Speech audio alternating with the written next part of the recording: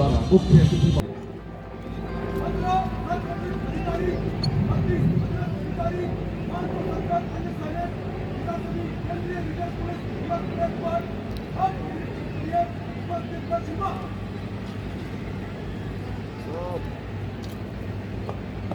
Parade command निरीक्षण का आग्रह किया। माननीय मुख्य अतिथि महोदय ने परेड कमांडर के आग्रह को सहर्ष स्वीकार। बल के महानिदेशक महोदय और परेड कमांडर निरीक्षण वाहन पर सवार। वाहन मुख्य अतिथि महोदय को लेकर धीरे धीरे परेड की ओर आगे बढ़ता हुआ। दर्शकों ने जोरदार तालियों से अभिनंदन महोदय का। Shri Amit Shah was born to Srimati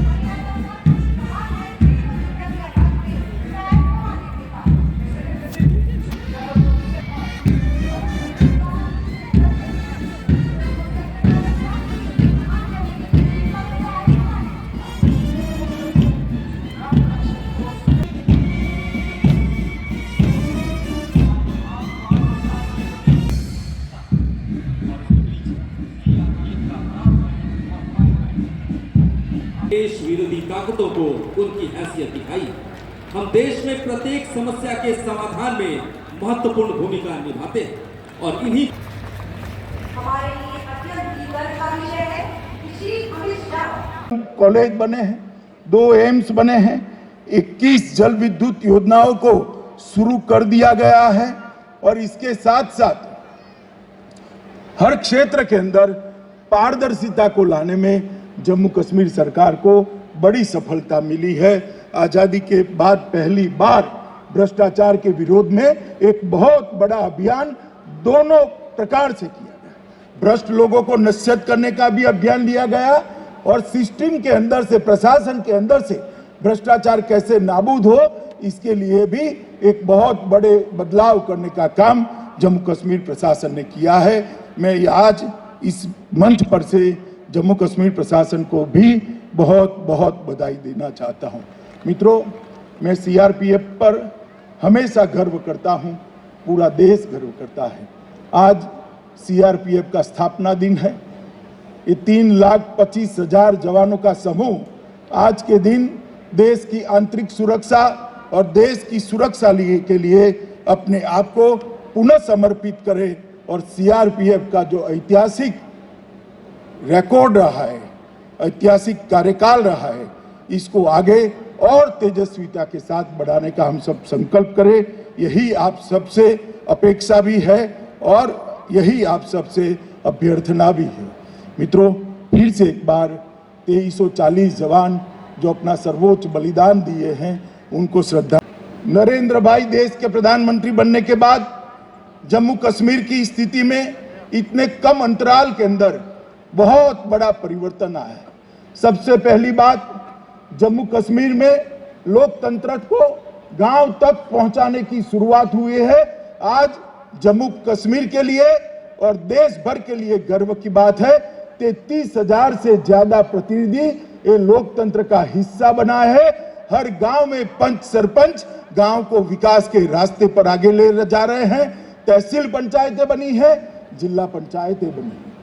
लोकतंत्र को जमीन पर पहुंचाने में आज नरेंद्र मोदी सरकार को बहुत बड़ी सफलता मिली है। मित्रों, इसके साथ ही धारा 370 हटाने के कारण दलितों, पिछड़े वर्ग, महिलाओं और पहाड़ी लोगों को एक प्रकार से जो विकास की प्रक्रिया से कहीं न कहीं कटे हुए थे, नए कानूनों के तहत इन सबको समाहित करते हुए सर्वस्पर्शीय, सर्वसमावेशक विकास की शुरुआत जम्मू कश्मीर में हुई है।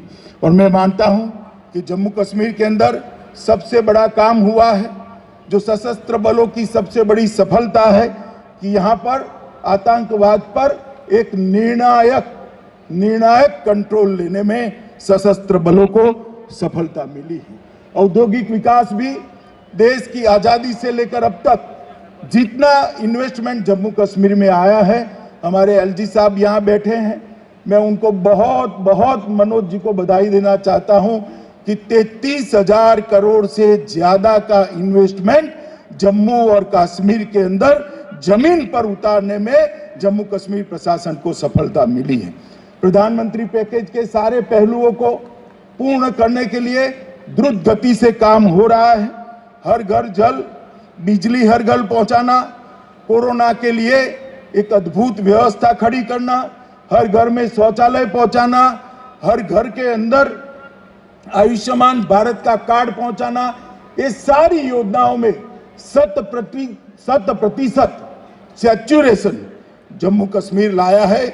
इसके लिए जम्मू कश्मीर प्रशासन बहुत बहुत बधाई का हकदार बनता है।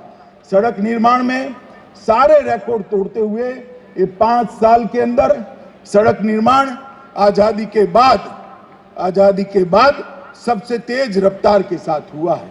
चाहे नेशनल हाईवे हो, चाहे स्टेट हाईवे हो, चाहे गांव को जोड़ने वाले छोटे छोटे रास्ते हो, और पंडित प्रेमनाथ डोगरा दोनों के स्वप्न आज पूरे हुए हैं। और आज एक निशान, एक विधान और एक प्रधान का स्वप्न पूरा हुआ है। मित्रों, आज सीआरपीएफ के स्थापना दिन पर 2340 सीआरपीएफ के जो बलिदानियों ने बलिदान दिया है स्थापना से लेकर आज तक, और देश की सीमाओं की सुरक्षा करते हुए, बाद में देश की आंतरिक सुरक्षा करते हुए, नक्सलवाद आतंकवाद के खिलाफ लड़ते हुए, कौमी दंगों को निपटते हुए, वो सभी सीआरपीएफ के जवानों को आज मैं देश की जनता की ओर से बहुत विनम्र श्रद्धांजलि भी देना चाहता हूं। और उनके परिवारों के बलिदान को देश की जनता हमेशा हमेशा के लिए याद रखेगी। और देश का इतिहास जब भी लिखा जाएगा, ये 2340 बलिदानी, उनका बलिदान सुवर्ण अक्षर से लिखा जाएगा। इसका आश्वासन मैं उनके परिवारजनों को देना चाहता हूं। आज जिनको अपने उत्कृष्ट प्रदर्शन के लिए अलग अलग प्रकार के अवार्ड मिले हैं, उनको मैं हृदय से बधाई देना चाहता हूं। और जिनको मरणोपरांत अवार्ड मिले हैं, वो परिवारजनों को मैं कहना चाहता हूं कि आपके बेटे के, आपके पति के, आपके भाई की शहादत कभी विफल नहीं जाएगी। ये देश युगों युगों तक उनकी शहादत को याद रखेगा। मित्रों, सीआरपीएफ ने एक जो परंपरा खड़ी की है, अपने आप का विचार करे बगैर देश का विचार करना, देश की सुरक्षा का विचार करना, ये परंपरा को मुझे विश्वास है सीआरपीएफ के सभी जवान आगे ले जाएंगे और सुदृढ़ करेंगे। हम सभी का आज के दिन यही संकल्प होना चाहिए। सीआरपीएफ केवल बहुत विश्वासपूर्ण तरीके से आज सफल हुआ है। और मैं देश के दंगों का इतिहास कोई भी देखेगा तो उसके 2 हिस्से जरूर दिखाई पड़ेंगे, आरएएफ की स्थापना के पहले के दंगे और आरएएफ की स्थापना के बाद के दंगे। मैं निश्चित रूप से कह सकता हूं कि आरएएफ की स्थापना के बाद देश में दंगों को बहुत कम करने में रैपिड एक्शन फोर्स को सफलता मिली है। और रैपिड एक्शन फोर्स ने इसके साथ साथ स्टेट की रिजर्व पुलिस को भी ट्रेन करने का एक अभियान चलाया। इससे एक वाक्यता के साथ रैपिड एक्शन फोर्स और स्टेट की रिजर्व पुलिस दोनों साथ में मिलकर काम करते हैं, इसके बहुत अच्छे परिणाम मिले हैं। मित्रों, ये आजादी का अमृत महोत्सव है, अमृत महोत्सव का वर्ष है।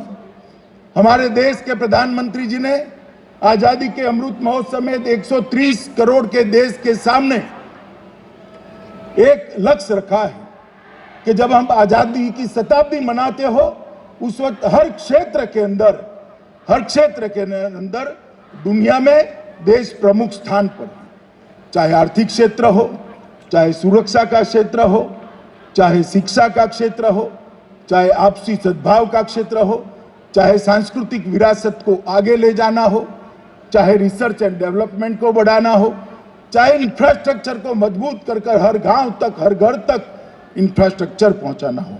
अगर ये करना है तो देश के अंदर $5 ट्रिलियन की इकोनॉमी का लक्ष्य हमारे प्रधानमंत्री जी ने देश के सामने रखा है। और मैं मानता हूं $5 ट्रिलियन की इकोनॉमी का लक्ष्य तभी सिद्ध हो सकता है जब देश की आंतरिक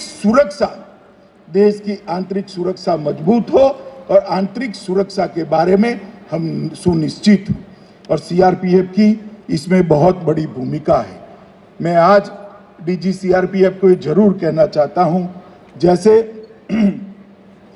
देश के अंदर हर क्षेत्र, हर इकाई अपने लक्ष्य तय कर रहा है, सीआरपीएफ भी आज़ादी के अमृत महोत्सव के वर्ष में एक शताब्दी तक के सीआरपीएफ का रोड मैप, आने वाली चुनौतियां और आने वाली टेक्नोलॉजी को, उपलब्ध टेक्नोलॉजी को और आने वाली टेक्नोलॉजी को आत्मसात करने की रणनीति दोनों बनाकर सीआरपीएफ को सबसे आधुनिक, सबसे सक्षम और सबसे इफेक्टिव सशस्त्र बल बनाएं। इस दिशा में हमने काम करना होगा। मुझे विश्वास है कुलदीप जी के नेतृत्व में सीआरपीएफ की पूरी टीम इसको आगे बढ़ाएगी। मित्रों, आज ये कार्यक्रम जम्मू कश्मीर में रखा है, तब मैं निश्चित रूप से जम्मू कश्मीर की स्थिति का भी बात करना चाहूँगा।